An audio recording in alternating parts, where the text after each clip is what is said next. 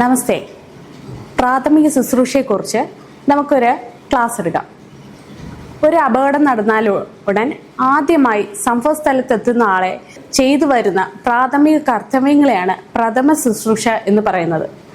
അപകടത്തിൽപ്പെട്ടയാളെ ആശുപത്രിയിലേക്കോ ഡോക്ടറുടെ അടുക്കലേക്കോ എത്തിക്കുന്നതിനുള്ള സമയത്തെ സാധാരണയായി പ്രഥമ ശുശ്രൂഷ നൽകാറുള്ളത്. പ്രഥമ ശുശ്രൂഷ ചെയ്യാൻ പ്രത്യേകം ബിരുദങ്ങളോ മറ്റോ ആവശ്യമില്ല.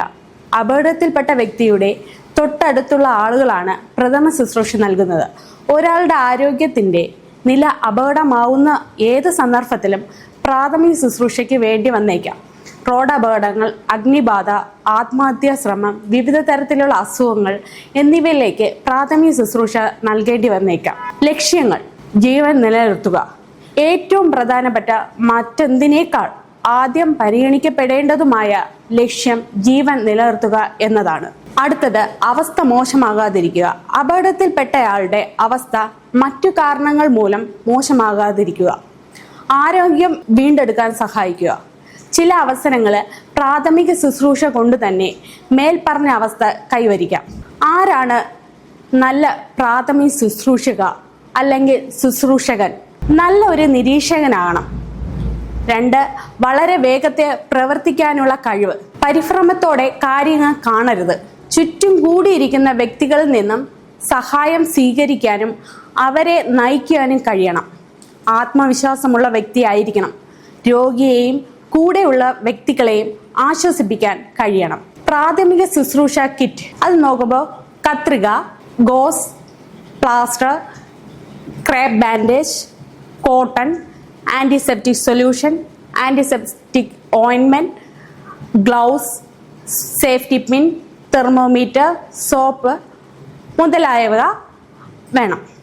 പ്രാഥമിക ശുശ്രൂഷ ആവശ്യമാകുന്ന അവസ്ഥകൾ: ഹൃദയ സംബന്ധമായ അസുഖങ്ങൾ, രക്തസ്രാവം, മുറിവുകൾ, എല്ലൊടികൾ, പൊള്ളൽ, തൊണ്ടയിൽ ഭക്ഷണങ്ങളോ മറ്റ് സാധനങ്ങൾ കുടുങ്ങുക, വിഷം കഴിക്കൽ, മൃഗങ്ങളുടെ കടി, കടന്നൽ കുത്ത്, അപസ്മാരം, വിഷം കഴിക്കൽ. ഫസ്റ്റ്, ഹൃദയസ്തംഭനം. ഹൃദയസ്തംഭനം ശ്വാസോച്ഛ്വാസം നിലച്ച ഒരു വ്യക്തി അബോധാവസ്ഥയിൽ ആവുന്ന അവസ്ഥയാണ് ഹൃദയസ്തംഭനം എന്ന് പറയുന്നത്. ഇതിൻ്റെ ലക്ഷണങ്ങൾ: ബോധമില്ലാത്ത അവസ്ഥ, പൾസ് ഇല്ലാത്ത അവസ്ഥ, ശ്വാസം ഇല്ലാത്ത അവസ്ഥ. ഹൃദയസ്തംഭനത്തിന് കാരണങ്ങൾ: ചോക്കിംഗ്, അതായത് ഭക്ഷണങ്ങൾ തൊണ്ടയിൽ കുടുങ്ങുക, വെള്ളത്തിൽ മുങ്ങുക, ഹൃദയാഘാതം, വൈദ്യുതാഘാതം, അലർജി, അതികഠിനമായ മുറിവ്, പരിക്ക്, വേദന. ഒരു വ്യക്തി നമ്മുടെ മുമ്പിൽ കുഴഞ്ഞു വീണാൽ എന്ത് ചെയ്യണം എന്ന് നോക്കാം. കുഴഞ്ഞു വീണ വ്യക്തിയെ സമീപിക്കുന്നതിന് മുൻപേ ഏതെങ്കിലും തരത്തിൽ ഉള്ള അപകടം സംഭവിക്കാൻ സാധ്യതയുണ്ടോ എന്ന് നോക്കുക. അതിനുശേഷം രോഗിയെ അവിടെ നിന്ന് സുരക്ഷിതമായ സ്ഥലത്തേക്ക് മാറ്റുക. ഇറയിൽ കിടക്കുന്ന വസ്ത്രങ്ങളാണെങ്കിൽ അത് വ്യക്തി ധരിച്ചിരിക്കുന്നുവെങ്കിൽ അത് അയഞ്ഞ രീതിയിലേക്ക് ആക്കുക. അത് കഴിഞ്ഞ് രോഗിയുടെ തോളിൽ ശക്തമായി തട്ടി വിളിക്കുക. രോഗി പ്രതികരിക്കുന്നുണ്ടോ എന്ന് നോക്കുക. ഇല്ലെങ്കിൽ എത്രയും പെട്ടെന്ന് ആംബുലൻസ് വിളിക്കുക. രോഗി ശ്വാസം എടുക്കുന്നുണ്ടോ എന്നും നോക്കുക. ഇല്ലെങ്കിൽ ഉടനെ CPR കൊടുക്കാൻ തയ്യാറാവുക. എന്താണ് CPR? ഹൃദയസ്തംഭനം വന്ന ഒരു വ്യക്തിയെ പ്രാഥമിക ശുശ്രൂഷ നൽകി അയാളുടെ തലച്ചോറിലേക്കുള്ള രക്തഓട്ടം നിലനിർത്തുന്ന പ്രവർത്തനത്തെ CPR എന്ന് പറയുന്നു. CPRന്റെ ലക്ഷ്യം: പ്രാണവായു ശരീരത്തിലൂടെ പോകുന്ന നിലനിർത്തുക, ശരീരത്തിലുള്ള രക്തയോട്ടം നിലനിർത്തുക. അടുത്ത CPRന്റെ ഘട്ടങ്ങൾ: രോഗിയുടെ ബോധനില നോക്കുക, ആംബുലൻസ് വിളിക്കാനും CPR നടപ്പിലാക്കാനും വേണ്ട സഹായം നേടണം.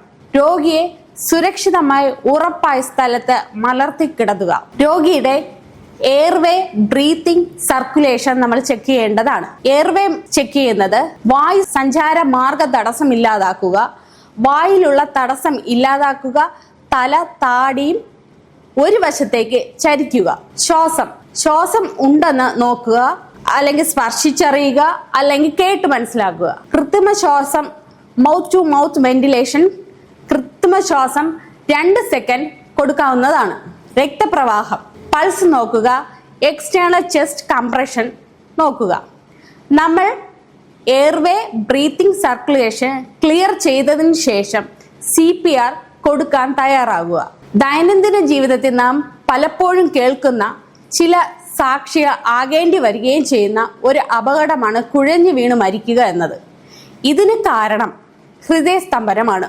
ഈ അപകടാവസ്ഥ മനസ്സിലാക്കി എത്രയും വേഗത്തെ പ്രാഥമിക ചികിത്സയായ CPR ആരംഭിക്കാനുള്ള നടപടി എടുക്കുകയും ചെയ്ത ഒരു വിലപ്പെട്ട ജീവൻ തന്നെ രക്ഷപ്പെടുത്താം. ഒരാൾ കുഴഞ്ഞു വീണ് ഉടൻ അയാളെ സമീപിക്കുന്നതിന് മുമ്പ് നമുക്ക് എന്തെങ്കിലും രീതിയിലുള്ള അപകടങ്ങൾ ഉണ്ടാകുമോ എന്ന് ഉറപ്പുവരുത്തുക. അങ്ങനെ ഒരു സാധ്യതയുണ്ടെങ്കിൽ അത് ഒഴിവാക്കാനുള്ള നടപടികൾ സ്വീകരിക്കുക. സുരക്ഷിതമായ സ്ഥലത്ത് രോഗിയെ മലർത്തി കിടത്തി ഇറുകിയ വസ്ത്രങ്ങളാണെങ്കിൽ അവ നീക്കുക. എന്നതിന് ശേഷം രോഗിയുടെ തോളത്ത് ശക്തിയായി തട്ടി വിളിക്കുക. രോഗി പ്രതികരിക്കുന്നുണ്ടോ എന്ന് പരിശോധിക്കുക. ഇല്ലെങ്കിൽ ഉടൻ തന്നെ ആംബുലൻസ് വിളിക്കുക. ഇതിനുശേഷം രോഗി ശ്വാസം എടുക്കുന്നുണ്ടോ എന്ന് പരിശോധിക്കുക. ഇവ രണ്ടും സംഭവിക്കുന്നില്ല എങ്കിൽ രോഗിക്ക് ഹൃദയസ്തംഭനം വന്നു എന്ന് മനസ്സിലാക്കി ഉടനടി CPR ആരംഭിക്കുക. CPR പ്രക്രിയ ആരംഭിക്കുന്നതിന് മുമ്പായി രോഗിയുടെ വാ തുറന്ന് പരിശോധിച്ച് ശ്വാസതടസ്സം സൃഷ്ടിക്കുന്ന എന്തെങ്കിലും ഉണ്ടോ എന്ന് പരിശോധിക്കുക. എന്തെങ്കിലും ഉണ്ട് എന്ന് കണ്ടാൽ അത് മാറ്റുവാൻ പറ്റുന്നതാണെങ്കിൽ നീക്കം ചെയ്യുക. CPR ചെയ്യേണ്ട വിധം: രോഗിയെ നിരപ്പായ കട്ടിയുള്ള പ്രതലത്തിന് മുഖം മുകളിലേക്കാകത്തക്ക വിധം മുകളിലേക്ക് മലർത്തി കിടത്തുക.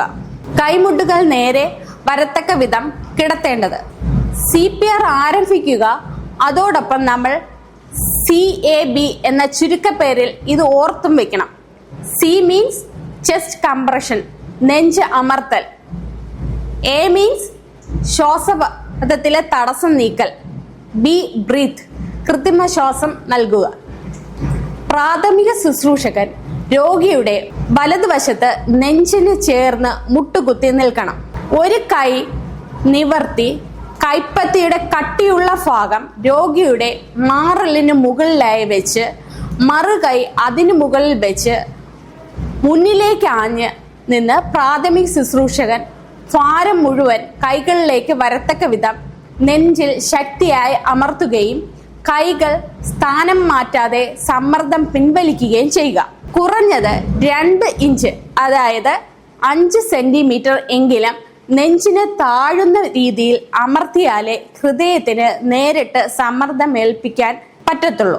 ആവർത്തിച്ച് നെഞ്ചിൽ അമർത്തുന്നത് 30 എണ്ണം പൂർത്തിയായാൽ 2 തവണ കൃത്രിമ ശ്വാസം നൽകണം. തല നേരെ വെച്ച് കീഴ്ത്താടി ഉയർത്തി ശ്വാസപഥം തുറന്ന ശേഷം മൗത്ത് ടു മൗത്ത് കൃത്രിമ ശ്വാസം നടത്തണം. രോഗിയുടെ വായ്ഭാഗത്തുള്ള നേരിട്ടുള്ള സ്പർശനം ഒഴിവാക്കാൻ പോക്കറ്റ് മാസ്ക് അല്ലെങ്കിൽ കർച്ചീഫ് എന്നിവ ഉപയോഗിക്കാം. രോഗിയുടെ മൂക്ക് അടച്ച് പിടിച്ച് വായിലൂടെ ശക്തിയായി ഊതി ശ്വാസകോശം നിറച്ച ശേഷം വായു പുറത്തു പോകാൻ അനുവദിക്കുകയാണ് ചെയ്യേണ്ടത്.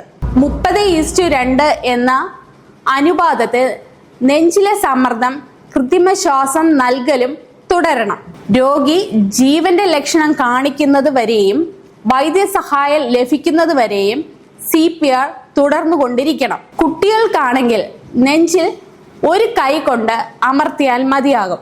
നവജാത ശിശുക്കൾ ആണെങ്കിൽ നെഞ്ചിൽ സമ്മർദ്ദം ഏൽപ്പിക്കുന്നത് 2 വിരൽ ഉപയോഗിച്ചാൽ മതി.